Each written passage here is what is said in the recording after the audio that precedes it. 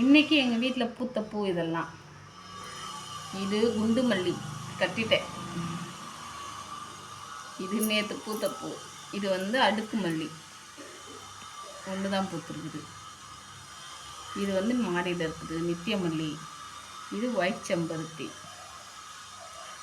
இது துளசி. இது அரளி பூன்னு நினைக்கிறேன், இது பேர் தெரியல. இதெல்லாம் கலந்து வச்சு கட்டணுமா இன்னைக்கு சாமிக்கு போடுறதுக்காக. பெருமாளுக்கு போடலாம்.